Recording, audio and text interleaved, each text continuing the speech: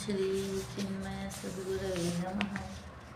Reading of the matter in children's magazine Balvihar, published from Central Chinmaya Mission Trust, Mumbai. Peppy the puppy. A day without laughter is a day wasted. Dear children, Hari Om. Verdict. Ha ha ha, he, ho ho ho, laugh. It is the best thing you can do. First, you are happy and you make others around you happy. The face, neck, chest, stomach, back all get exercised when you laugh. When you laugh, you destroy anger, jealousy, envy, enmity, sorrow, and other negative thoughts in the mind. You strengthen the bonds of friendship and fellowship with others. Laughing clears the atmosphere around you. So come on then, smile, grin, giggle, splutter, explode, roar. If you must, just laugh. With love and blessings, Bharti. Thank you. Open your hands from Chinmay with love. A closed fist can neither give nor receive nor hold. Ram Bola. When we think of Lord Ram, the next thing we think of is the Ramayana, and synonymous with the Ramayana are its great authors Valmiki and Goswami Tulsidas, who is considered as an incarnation of Valmiki. Later on penned it in simple Hindi Awadhi as the much read and well loved version called the Ramcharitmanas. Tulsidas ji was born to a Brahmin couple in Rajpur in the district of Banda in Uttar Pradesh. Even as a baby in arms, he would say Rama Rama. So he was named Ramabola. From the age of 5, Ramabola was raised by a sadhu, Pandit Narhari Das, who was also his guru. Panditji named him Tulsidas, servant of the Tulsi plant. From his guru, he learnt the story of Ram, as also various subjects like the Vedas, philosophy, and mythology. He also learnt the ancient languages Sanskrit and Prakrit. Wherever Narhari Das went, Tulsidas followed. His duty was to sing Ram bhajans before the discourse began. After frequent hearings, he learnt the Ramayana and was determined to write it in the vernacular language for the benefit of common people. Every day after his morning bath, Tulsidas would sprinkle some water from his pot onto a tree. A spirit residing in the tree was very pleased with this act of kindness and granted Tulsidas a boon. Tulsidas replied, I wish to have the darshan of Lord Ram. The spirit said, go to the Hanuman temple, where Hanuman comes every day in the guise of a leper. To hear the Ramayana, he is disguised as a leper. So you can spot him, he will help you. Accordingly, Tulsidas met Hanuman and through his grace had darshan of Lord Ram. Once some thieves came to Tulsidas ashram. They were unable to enter the ashram as two guards with bows and arrows in their hands were keeping watch at the gate. Wherever they moved, the guards followed them. They were terrified. In the morning, they asked Tulsidas, O venerable saint, we saw two young guards with bows and arrows guarding the gate of your residence. Tulsidas remained silent and wept. It dawned on him that Lord Ram and Lakshman themselves had been performing the task of watchmen. God always comes to the rescue of his true devotees who have surrendered themselves to his grace. Tulsidas at once distributed all that he had among the poor. Tulsidas's blessings brought the dead husband of a poor woman back to life. King Akbar came to know of the great miracle done by Tulsidas. He sent for Tulsidas. Tulsidas came to the emperor's court. Then Akbar asked him to perform some miracle. Tulsidas replied, I have no superhuman power. I know only the name of Ram. Akbar put Tulsidas in prison and said, I will release you only if you show me a miracle. Tulsidas then prayed to Hanuman. Soon many monkeys entered the royal court. The emperor got frightened and said, O saint, forgive me. I know your greatness now. He at once released Tulsidas from prison. Tulsidas shared his mortal body at a ripe old age, leaving behind a vast treasure of literary works and a most exemplary saga of worship and wisdom. Chant along. Shri Krishna Sharanam Mama. Scan QR and chant. Shri Krishna Sharanam.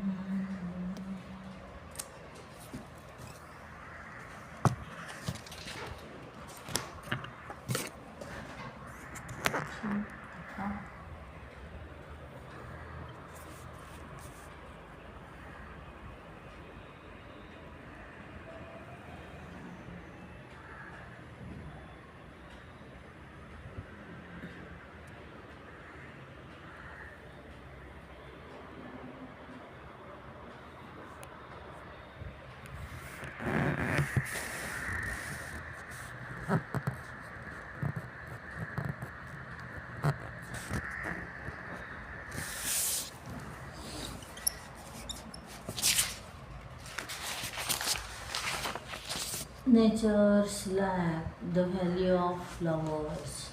Juhi pored over the latest issue of her favorite magazine. When she reached the center page, she gasped. A breathtaking picture of a valley covered in purple, pink flowers seemed to invite her in. The valley of flowers, she said softly, gently touching the picture. Did someone say the valley of flowers? Asked Chachi, who had just returned from the gym. Chachi, it's right here in India, in Uttarakhand. I wish I could see these beautiful flowers. Those are called Himalayan balsam flowers, said Chachi. The valley has hundreds of different kinds of flowers that bloom during the monsoon. How do you know so much about this place? Asked Juhi. Chachi smiled. I found out about it because I am trekking there this August. Would you like to come? Juhi threw her arms around her. Yes, but will Mama and Papa agree? No problem, laughed Chachi. For the next 3 months, Chachi helped Juhi prepare for the challenging trek. They cycled, jogged, and climbed stairs every day. When the trek finally began on a misty August morning, Joey felt stronger than ever. I could run all the way to that mountain, she declared. Their guide Maya laughed. Save your energy, little explorer. We have a 7 hour trek in our next to our next stop, Changaria. After a couple of hours, Joey sighed. Chachi, where are the Himalayan balsam flowers? We have been walking forever. Tomorrow, said Chachi. For now, enjoy the stunning views. Johi looked up. A giant waterfall crashed down the cliff beside them, sparkling in the sunlight. She felt a thrill run through her. The trek was beginning to feel magical already. The next morning, Juhi, Chachi, and Maya set out for the Valley of Flowers. They followed a trail through dense forests, crossed little bridges over the gushing Pushpavati river, and walked along cobblestone path covered with moss and tiny flowers. The scenery was so beautiful that they didn't even realize they had entered the fabled valley. Soon they found themselves surrounded by a sea of flowers, pink and purple blossoms stretched across green slopes, while snow-capped mountains rose in the distance. The Himalayan monsoons whispered Juhi lying atop a rock. She watched the petals sway in the breeze. The sweet scent of flowers and the gentle hum of bees made her feel as though she was dreaming. Then Chachi called out, Juhi, come see this. Near the river grew blue poppies, pra- primulas, orchids, daisies, and countless other flowers. Jogi took photograph after photograph until she finally put her camera away and simply ran through the meadow like a happy puppy. This place is a million times more beautiful than the magazine, she exclaimed. The waiting game, Ritik Kosti, why does it rain in my playtime? Shares of Ramayana. My cycle is useless in the puddles. No going outside today, but I wanted to play football. I was going to meet my friends.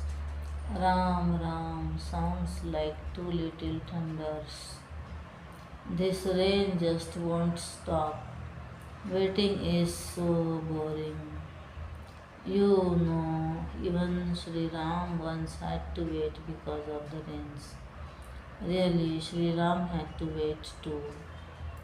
After Ma Sita was taken away, Sri Ram wanted to search for her immediately, but the monsoon made the forests and rivers impossible to cross. Didn't Sri Ram get upset? Couldn't he stop the rain? He could have, but he chose patience. He waited until the right time. If Sri Ram could wait, I think I can too. I have an idea. This is actually fun. We don't have to stop having fun just because it rains. Ramayan, Ram, Ram.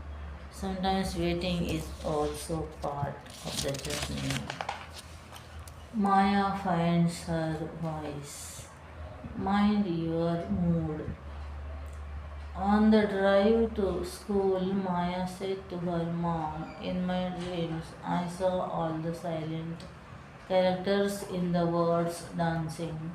It felt like they wanted to be noticed. Maya smiled. Maya is a sweet little girl who loves words and chatting with her mom. But when Maya walked into school, she became quiet. She smiled at her classmates but didn't say much. During math class, her teacher asked a question.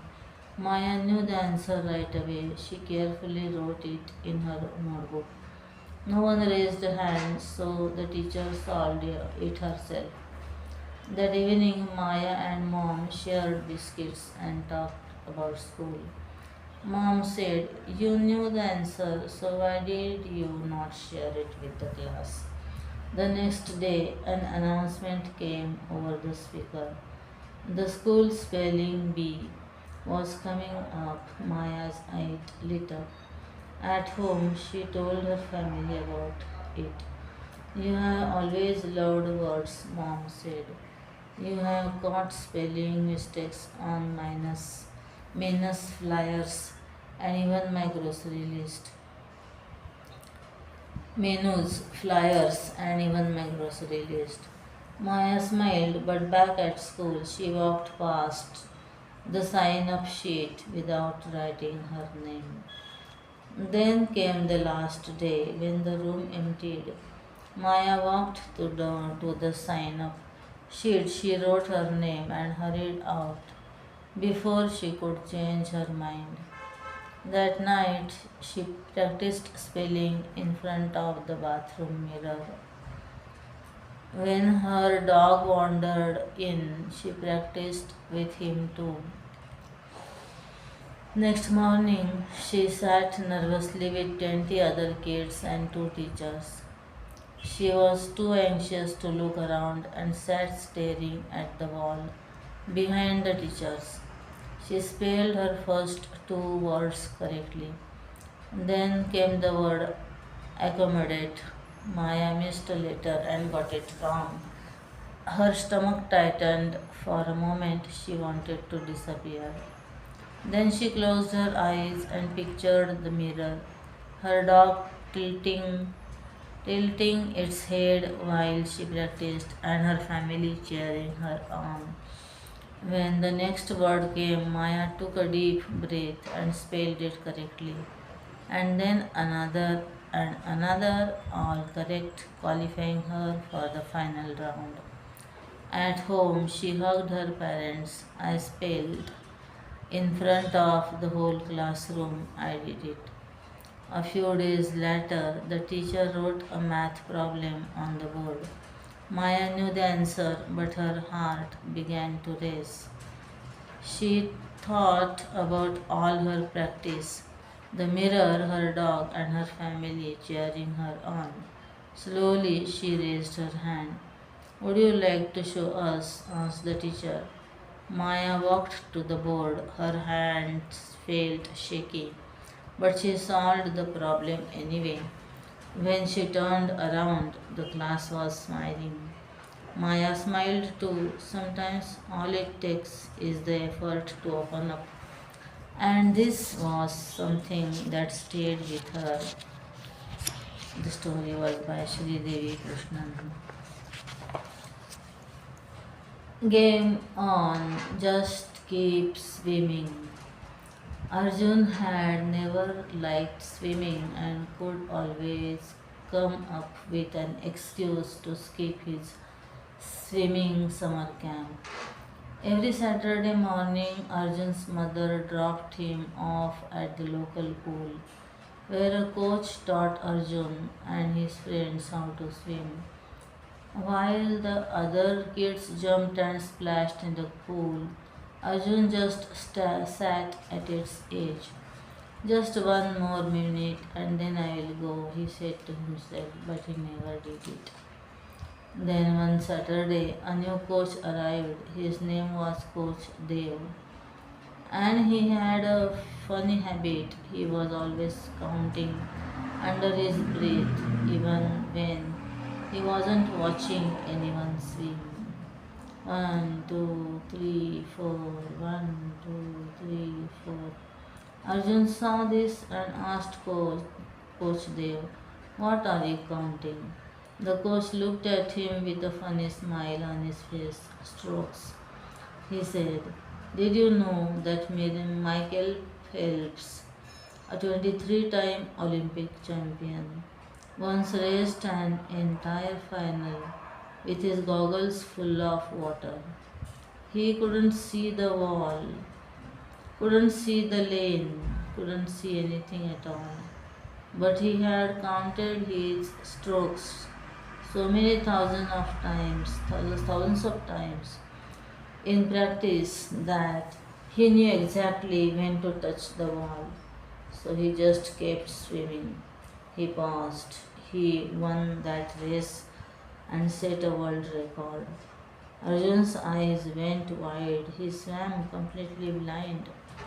Yes, he just kept swimming and won, said Coach Dev. Arjun couldn't stop thinking about it. How could someone swim blind and still win? With a quick prayer to Hanumanji, he slipped into the pool. The water was cold. Brrr. Just get To the other side, said the coach quietly. Count your kicks, keep swimming, that's all. One, two, three, four. The water rushed past his ears and he rushed past his ears and he screwed his eyes shut. Five, six, seven, eight. His fingers found the wall. He had made it to the other side of the pool. That day Arjun rushed home and told his mother, Mama, I could swim today. Now I look forward to next week and the weeks after that. After the next few weeks, he kept trying to get better. Could he do it in fewer kicks? 18 kicks became 15, and 15 became 12. And somewhere along the way, he stopped counting altogether and simply swam. On the walk home that evening, Arjun told his mother he wanted to sign up for the swimming race on sports day.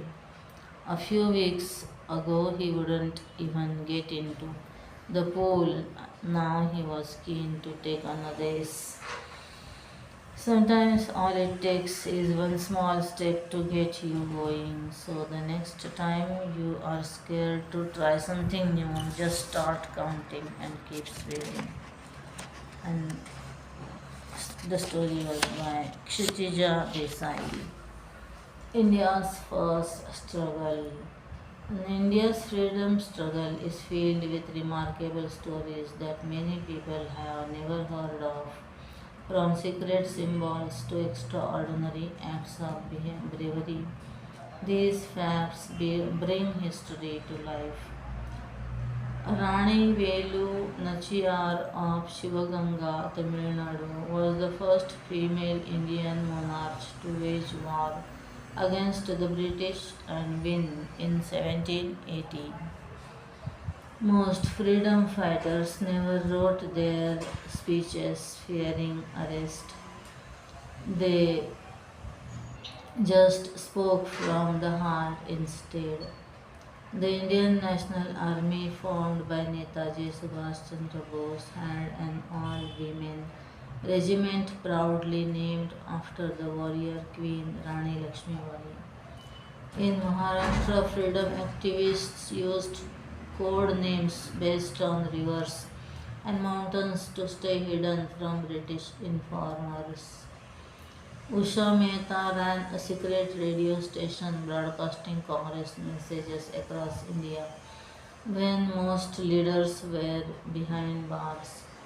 The British banned the white Gandhi cap. Indians wore it openly in public to just to court arrest and fill the jails. These lesser known stories reveal the courage, creativity, and determination behind India's independence. Hope you enjoyed reading about them. Indian Independence Day, 15th August, article by Sharada Mohan. Colored The Flight of Freedom, artwork by Sandhya Deshpande.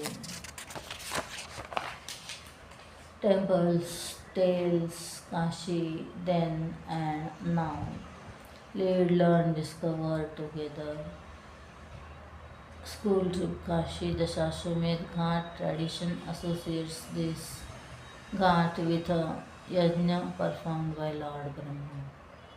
Modern day Varanasi, Uttar Pradesh, was called Kashi in the olden days. Before the much awaited school trip to Kashi, Mrs. Singh surprised Arjun and Pranav with a special responsibility this time. I want both of you to lead your classmates, she said.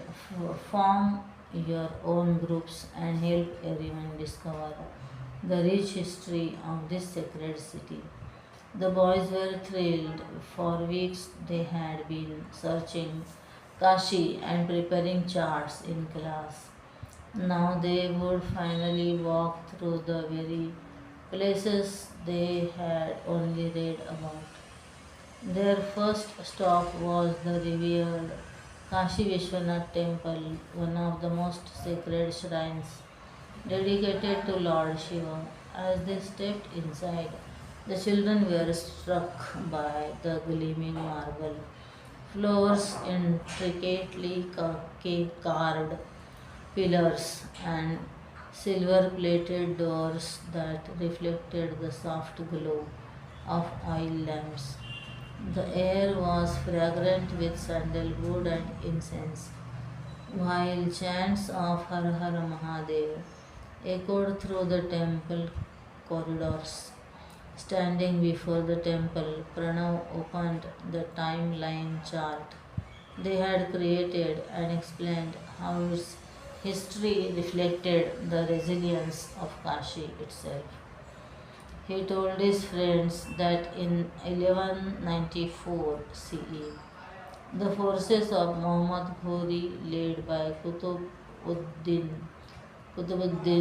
Aibak, attacked the city and many of its temples, yet each time destruction came, devotees found ways to preserve their faith and rebuild. Pranav pointed towards the nearby Jnanvapi or well of knowledge. According to tradition, when the temple was threatened, the head priest placed the sacred Shivalingam in the well to protect it from abuse. The children gathered around, imagining the courage and devotion such an act required. The boys also shared two bands of Naga sadhus known for their fearlessness and spiritual discipline, defended sacred sites during turbulent times. Their classmates listened with fascination, discovering a side of history they had never heard before. Moving ahead, Pranav explained how the present temple owes much to the vision of Rani Ahilyabai Holkar, queen of present day Indore, who rebuilt it in the 18th century. Arjun added that Maharaja Ranjit Singh later donated gold for the temple's dome, giving it the radiant appearance that continues to inspire pilgrims today. As evening approached, the group walked to the Shashwamedh Ghat.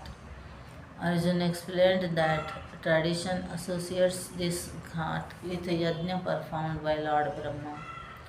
For centuries, pilgrims, saints, scholars, and seekers from across India have gathered here, making Kashi a renowned center of learning and spirituality. They also passed Manikarnika Ghat, one of the oldest ghats in the city. Mrs. Singh gently explained that for many Hindus, Kashi represents liberation and spiritual awakening. Soon, the students boarded a wooden boat on the Ganga. As darkness descended, the famous Ganga Arati began. Priests moved large lamps in perfect harmony, while the sounds of bell, conches, and Vedic chants echoed across the water. The river shimmered with countless reflections of light. As the boat returned to the shore, Mrs. Singh smiled. Kashi was no longer just a chapter in a history book. It was a living lesson in faith, courage, sacrifice, and devotion. Looking at the illuminated ghats, Arjun and Pranav understood that preserving India's heritage was not only the responsibility of kings, queens, and saints, it was a duty that belonged to every generation. An article story by Aparna Dedhia. Delhi. Food for thought, seva to parents. Venkatesh came downstairs for his morning tea and found that the tea was ready along with his favorite biscuits. He wondered who had done this.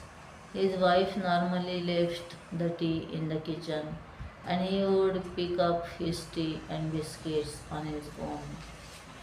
He went for a walk in the garden, pondering.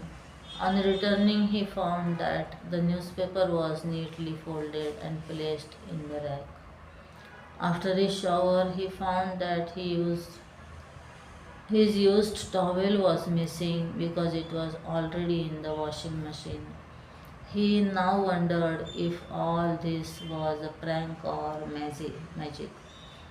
His two children, Sadhana and Satish, had never demonstrated any act of neatness. He wondered who was actually doing all this. As he had his breakfast, he found his bag ready by the door and shoes polished and shining. Venkatesh's wife Veena left for work early in the morning and barely had any time to take care of the house. Their house help Shashi would arrive a little later and set the house. Venkatesh was really surprised how all the mess around the house had got cleared so effortlessly. Sadhana and Satish were tickled by the expression on the face of their dad. Satish murmured, "Is this what we wanted?" Sadhana whispered back, "No, we have to help with no expectation of results. Don't you remember what Swamiji said?" The kids made a hot cup of masala chai for their mother along with snacks. When she reached home in the evening, Satish insisted that he massage Amma's feet. Sadhana asked Amma to share her experience of the day as she sipped her tea. Slowly, as they all got talking to their mother, they revealed the reason for this transformation. The kids had attended a camp at Chinmay Gardens.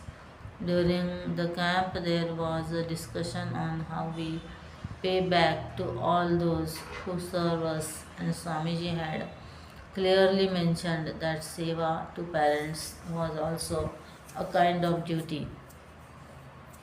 Parents take all the trouble to raise children with just love in their hearts, and most times children take this love for granted.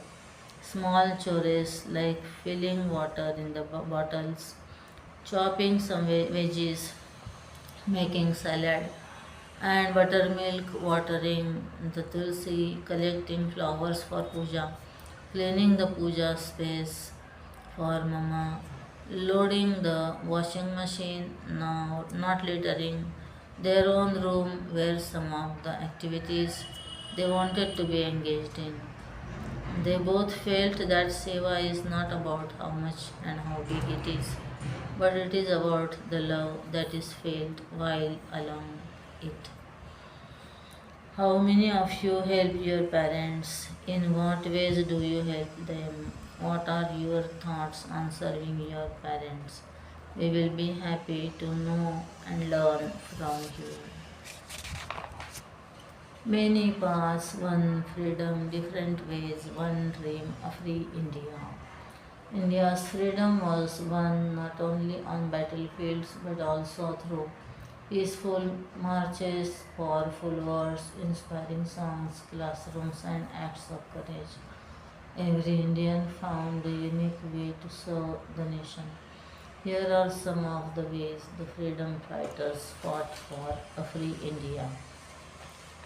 Peaceful protest, Mahatma Gandhi led peaceful movements proving truth and non-violence could defeat injustice. Revolutionary movement, Bhagat Singh threw a bomb at the British Assembly to protest for workers' rights. Subhash Chandra Bose armed struggle formed the Indian National Army to fight bravely for independence. Bal Gangadhar Tilak, through journalism, used newspaper to awaken patriotism and inspire the nation to unite. Independence Day, 15th August. Bankim Chandra Chattopadhyay. Literature wrote Vande Mataram, inspiring countless Indians with national pride and hope. Captain Ram Singh Thakuri, music and poetry, the singing soldier who composed the marching song Kadam Kadam Badhaye Ja and many other patriotic songs. Usha Mehta, underground resistance, ran a secret radio station, spreading hope and freedom message nationwide. Swadeshi V. O. Chidambaram Pillai started Indian shipping, challenging British trade and promoting self-reliance through Swadeshi. Madan Mohan Malviya, education, founded Banaras Hindu University (BHU), Banaras Hindu University, to nurture patriotic, knowledgeable, and responsible future citizens. Know your Bharat, Tabo's little world. My name is Tabo. I live on an island where the sea is so blue. It looks like the sky fell down and became water. My people are the Onge. We live deep inside the forest of Little Andaman, where tall trees whisper to each other and colorful birds wake us up every morning. I have never seen a city, I have never seen a car, but I have seen a sea turtle swim slowly under clear water, and I have seen fireflies turn the night into a festival. My world is small, but oh, it is so full and beautiful. My grandfather Abba knows every plant in our forest. He says, the forest is our doctor, our kitchen, and our friend all at once. I follow him everywhere, learning the names of leaves, the smell of roots, the touch of bark. One afternoon, my uncle Diru was collecting honey from a tall tree when a balang, a big red forest ant, beat him on his leg not once, many times. His leg swelled up like a mango. He cried out in pain. Everyone was worried, but Abba was not. He walked into the forest. Tap, tap, tap went his walking stick on the soft mud, and he came back with his arm full of green leaves. With his arms full of green leaves. I recognized them, curry leaves, the ones that smell sharp and cool. He crushed them gently with a stone, mixed them with a little yellow paste from the pitha root, and pressed the soft bundle into Uncle Deru's leg. I sat beside Uncle Deru and held his hand. In 1 hour, the swelling grew smaller. In 2 hours, Uncle Deru smiled. By evening, he was sitting up and eating a fresh hot meal. I looked at Abba with big wide eyes. He winked at me. The forest always helps those who love it, he said. That night, I lay on my mat and listened to the waves. I thought about the big world outside with its tall buildings and bright lights and so many people. Maybe it is wonderful. Maybe someday I will see it. But right now, I know this. I can hear the sea. I can smell the rain. I can heal with a leaf. My world is small, but my world is everything. Vishwa Adivasi Divas 9th August. G. Vaijayanti. Keshav and Parth, the tortoise moon. So, is everything ready with the project? The teacher asked. Parth was waiting, fearing the wrath of the teacher. He had not done it. How could he? The past few days had been very busy for Parth. His grandparents visited his home, giving him a brand new gaming console, the PlayStation.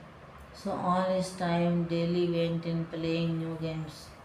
Keshav was also invited and they would compete together. Today the PlayStation paid off. The teacher called him as a VIP to the front of the classroom and awarded him with a long lot of scolding. The students giggled in applause. It was so embarrassing. However, Parth was surprised about one thing. How had Keshav completed his project? He too was playing with him. That evening, when they met to play on the PlayStation, Parth asked, "How did you manage to do it?" "Do what?" Keshav squinted. "You completed the project. Isn't that what we were supposed to do?" Keshav smirked. "But you were playing with me all the time," Parth protested. "Not all the time. Remember, I used to go home after a few games." Phew, I thought you were bored. Trust me. I wanted to keep playing too. That dragon game was amazing. Then why did you leave? Because the project wasn't going to do itself. Keshav sounded obvious. The conversation ended and they resumed playing as they were playing a tortoise fighter game. Keshav did a crazy move to take all the tortoise limbs back in the shell. "What are you doing?" Parth quizzed. "Protecting my turtle from your blows." At the right time, Keshav came out, attacked, and won the game. "I just love the tortoise game," Keshav declared upon winning. "Ha, because you get to run away from me by hiding in your shell," Parth mocked. "That's what I like about tortoise. They know when to pull back." "Pull back from what?" "Anything danger. Distractions, things that keep them from what they need to do."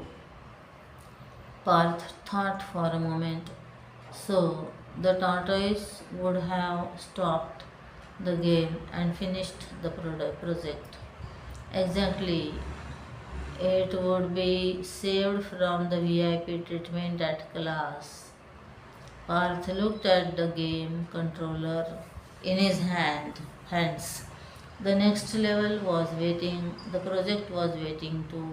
For a moment, he wanted to continue playing. Then he looked at the tortoise on the screen. Slowly, he placed the controller down. "Looks like the tortoise wins again," he said. Keshav grinned. An hour later, the project was finished. The next day, the teacher appreciated Parth's work in front of the class. As he returned to his seat, Parth glanced at Keshav and quietly pulled his hands and legs inward like tortoise.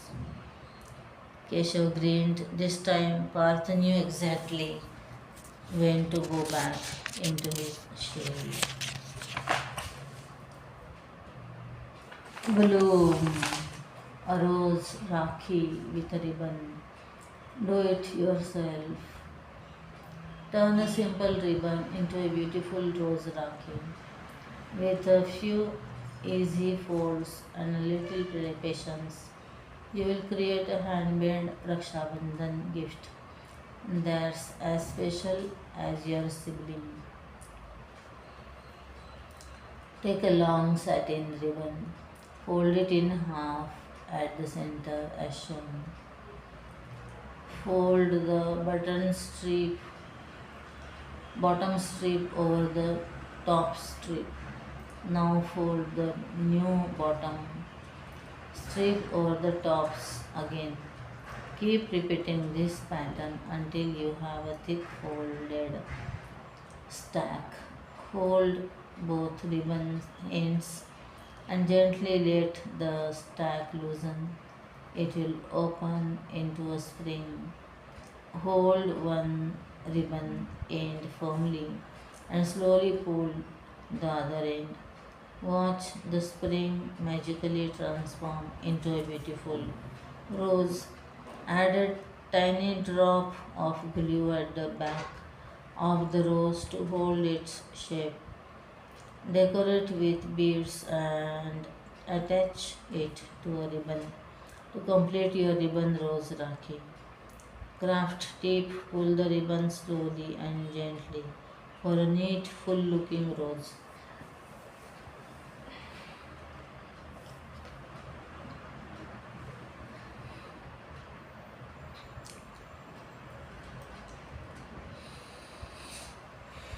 Crunch your carrots, tasty treats.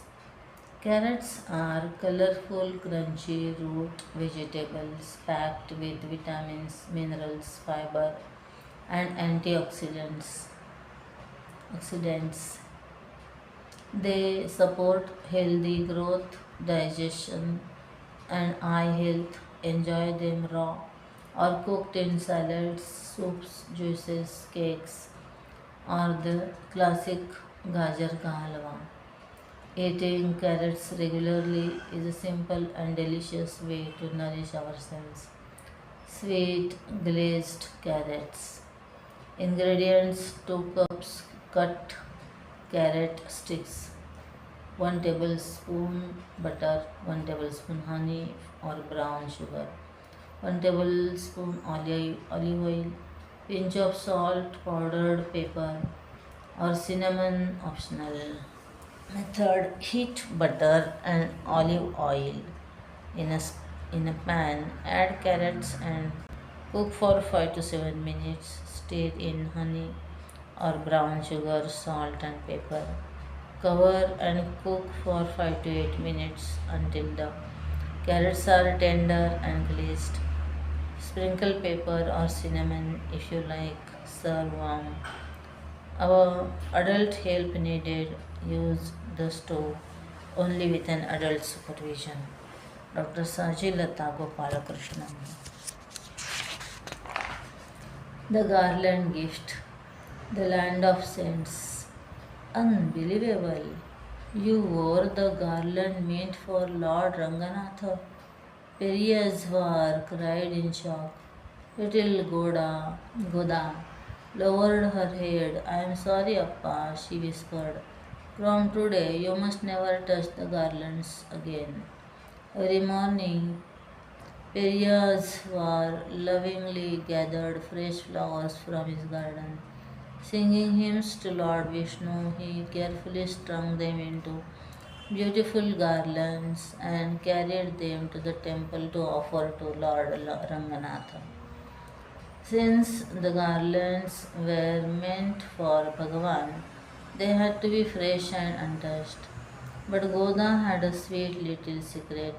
Before her father left for the temple, she would gently place a garland around her own neck. Smiling, she would peep into the veil to see her reflection. Does it look beautiful enough for my lord? She would wonder, satisfied. She would carefully remove it and place it back in the basket. She wasn't trying to break any rules, she simply wanted to make sure the Lord received the most beautiful garland.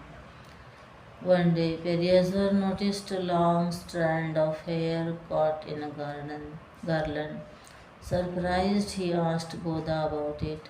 She honestly confessed that she had been wearing the garlands every day before they were offered to the temple. Peryasvar was heartbroken.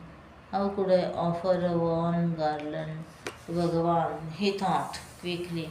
He gathered fresh flowers, made another garland, and took it to the temple. That night, Lord Ranganatha appeared in his dream. My garland today felt different, the Lord said. Peryasvar folded his hands. Please forgive me, Lord. I discovered that Goda had been wearing the garlands first. So today I brought you a fresh one. The Lord smiled. I loved the garlands worn by Goda because they carried her pure love for me. From tomorrow, let her wear the garland before you bring it to me. Peryasvar woke up filled with joy. From that day onward, Goda wore each garland before it was offered to the Lord. As she grew up, her love for Lord Vishnu became even deeper. She composed beautiful devotional songs that people still sing today. Because her love won the heart of the Lord Himself, she came to be known as Andal,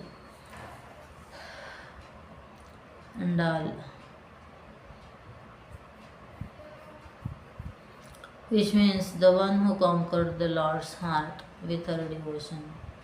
Even today, more than 1200 years later, Andal is lovingly remembered in Vishnu temples, reminding us that Bhagavan looks not at the gift itself but at the love with which it is offered. Do you know what is the best gift you can offer to Bhagavan? A heart filled with love. Andal Jayanti, 14th August. Story by Sundaresan. Jokes that bring tears of joy. Chetan was on his way to school. As he crossed the lane, he grinned to himself. Oh, today is joke day, my favorite day of the year.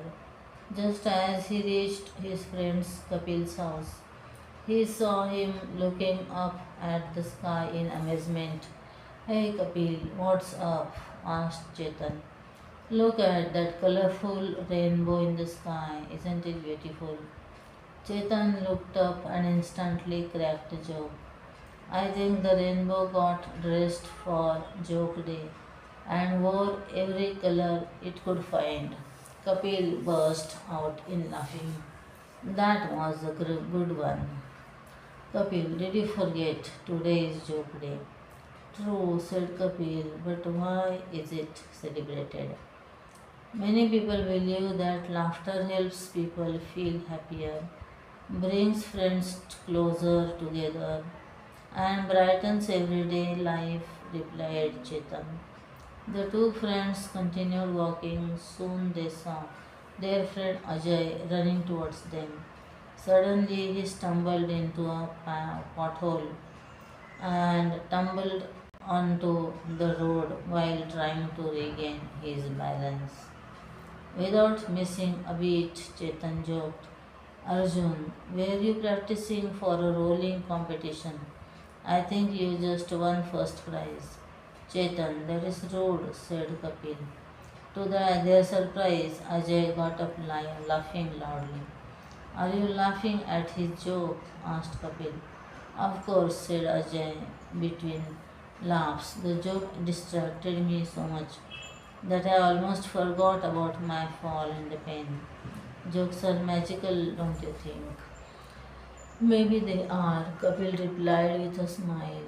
The three friends walked together, hand in hand. After a while, they came across a young girl sitting beside a basket of fruits. She was sobbing quietly. Kapil gently asked, why are you crying on such a lovely day? The girl wiped her eyes and said, I work for a fruit seller. I haven't sold a single fruit today. If I go back without earning, any money, my employer will be upset, and I may not even have enough money for a meal. Wanting to cheer her up, Kapil cracked a joke. Don't worry, maybe the fruits aren't getting sold because they are waiting to become movie stars soon. Movie stars tomorrow. The girl couldn't help smiling. The boys continued sharing jokes and laughing together.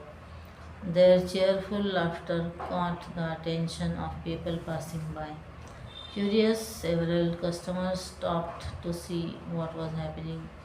As they gathered around, they noticed the basket of fresh fruits and decided to buy some. Before long, many of the fruits had been sold. The girl's eyes filled with tears once again. Oh no, said Kapil, why are you crying again?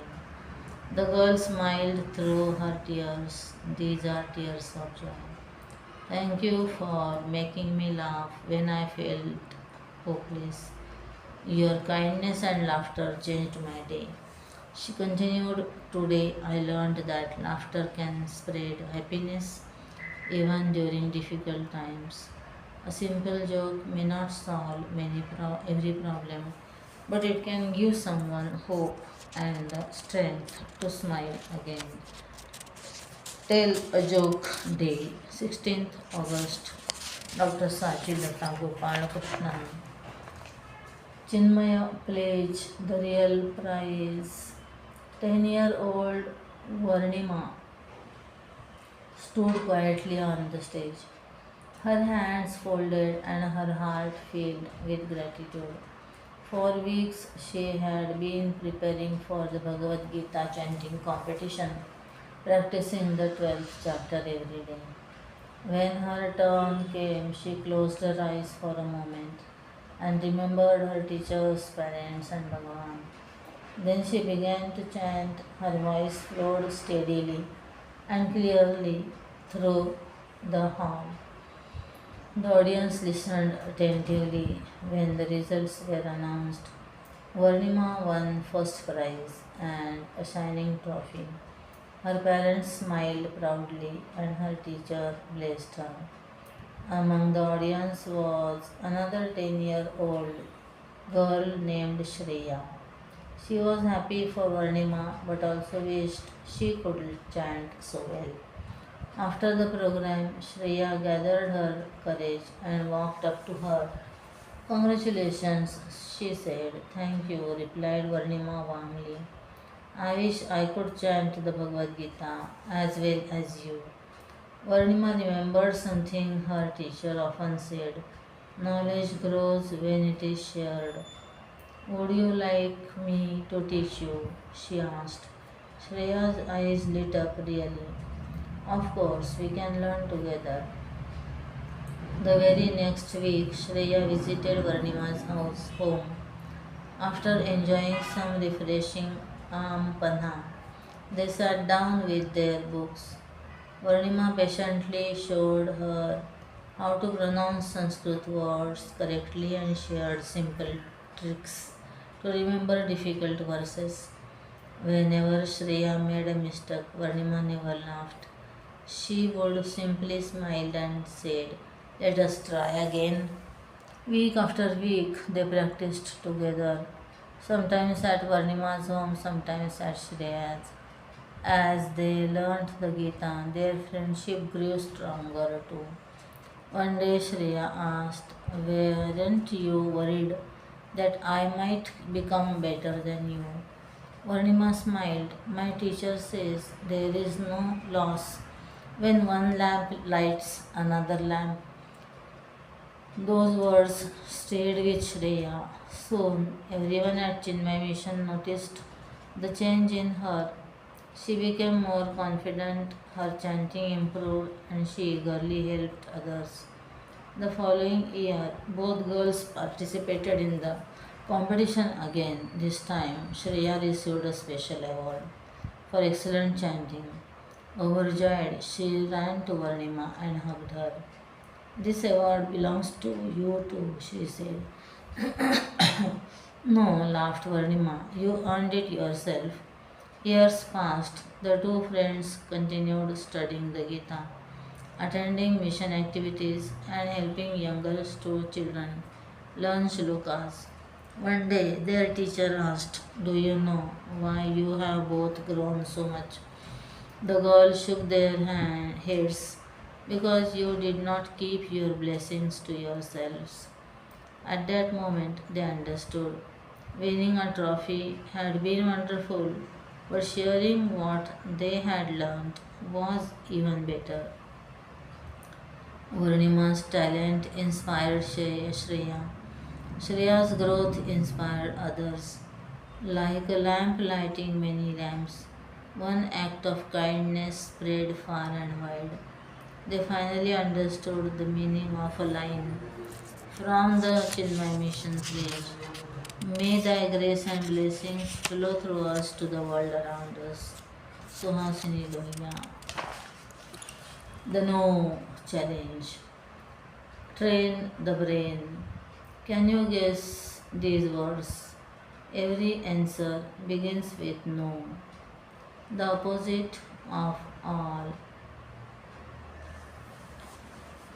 Anonymous, no?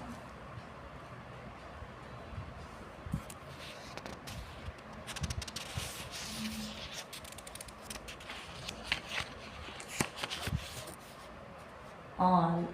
Nobody. A small book used for writing notes. Notepad. None, none. Notebook. The time when you do all urgent work now. When it is not quiet. Noise. Best eaten with chopsticks. Noodle. Something that's not wild, weird, normal. When you look at something closely, notice someone who keeps roaming, nomad. A lengthy storybook, novel. The pole star points here, north. Score 1 to 5 words beginner, 6 to 9 words accelerator, all 10 words established chance. Math, metaphysics. What equals 100%? What does it mean to give more than 100%? Ever wonder about those people who say they are giving more than 100%? We have all been in situations where someone wants you to give over 100%. How about achieving 101%? What equals 100% in life? Here's a little mathematical formula that might help answer these questions. If ABCD are represented as 1, 2, 3, 4, if hard work it is 98% and knowledge 96%, attitude 100%. Then look how far the love of God will take you. Love of God 101%.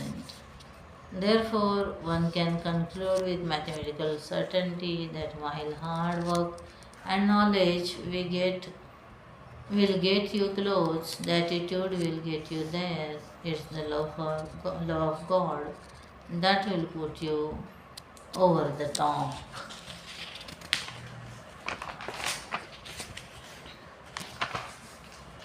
Quiz alert.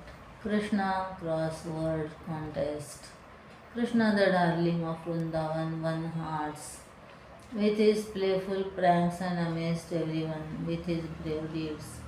Celebrate Janmashtami on 4th September by solving this fun Krishna crossword and see how much you know about your favorite friend. He is the brother of Krishna, Krishna's wife, who was the sister of Rukmi, Musical instrument played by Krishna, father of Krishna. Krishna's mother, Krishna was the king of each place, Krishna's birthplace, Krishna's sister, Sun, Sri Darshan K. Then exciting prizes.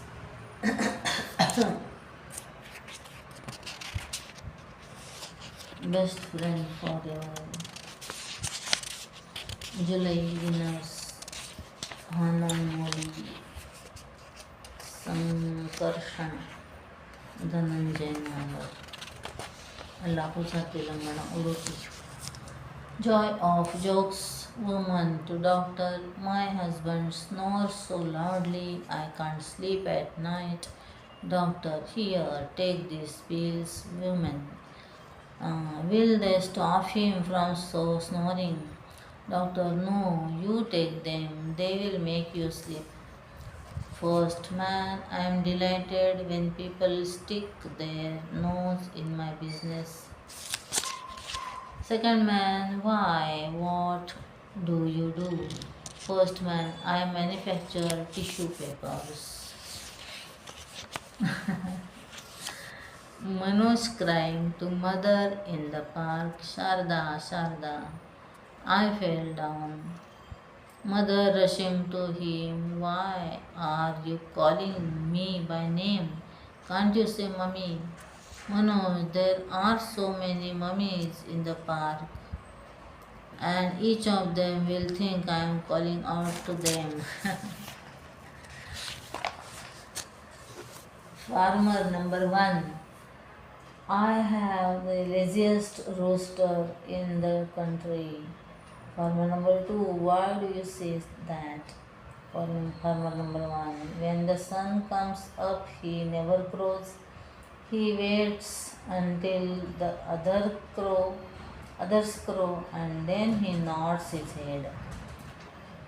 Kutastha. My mother has the worst memory, Sagar. Forgets everything, eh? Kutastha, no, remembers everything. Camp leader. Why do you only carry one log at a time from here while all others carry two? Camper. I guess the others are too lazy to make two trips. Vicky, I want to be an accountant when I grow up. Vasu, go figure it out. Three deaf ladies were traveling in a double decker bus. Vimala, windy, isn't it? Manisha, no, it isn't Wednesday. It's Thursday. Kumari, yes, I am thirsty too. Let us all get off and have something to drink. Manu, what do you do?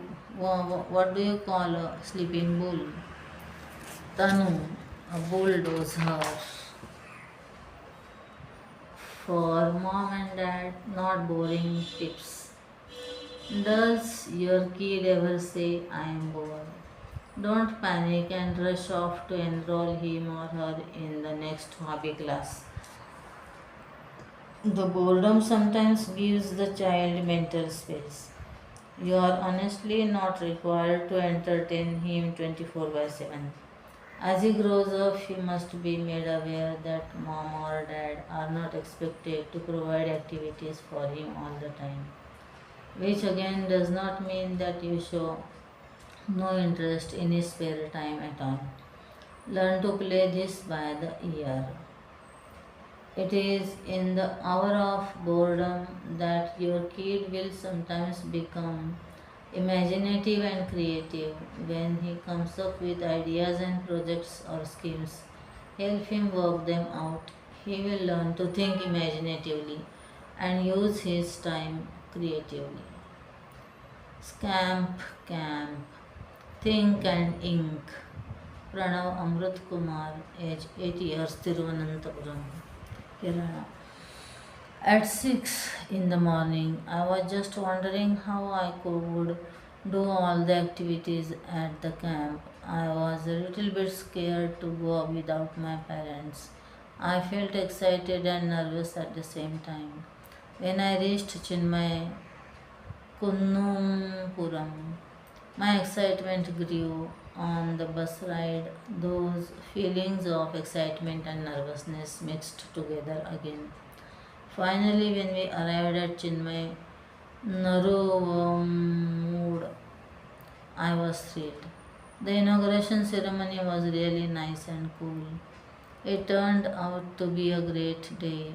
When noon arrived, I ate rice with sambar, avial, cabbage, ghee, and pulisheri. In the evening, we visited the Chinmay Mahavishnu temple. For the campfire, all the children from the six Chinmay schools brought their chairs and sat together. There were dances, music, and a lot of noise. However, I had the best time dancing in the auditorium at 12 midnight. After that, I went to sleep. I woke up at 5 in the morning, took a bath, put on my uniform, and went to eat breakfast after attending the morning prayers.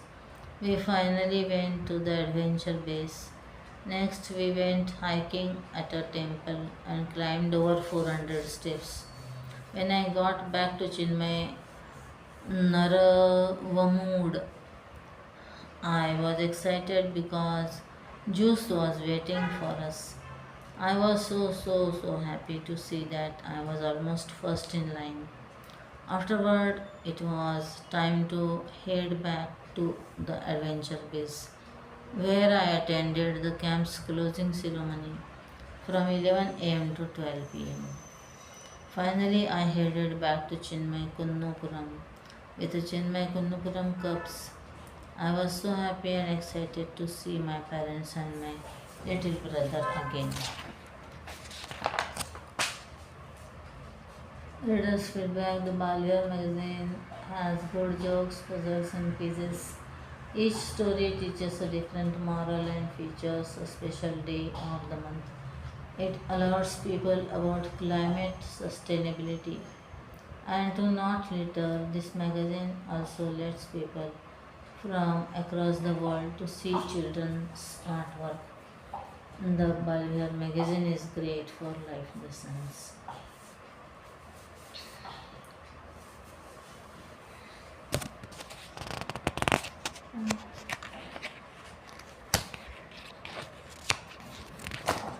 ओम श्री चिन्मय सद्गुरवे नमः. ओम श्री सद्गुरुनाथ महाराज की जय. Keep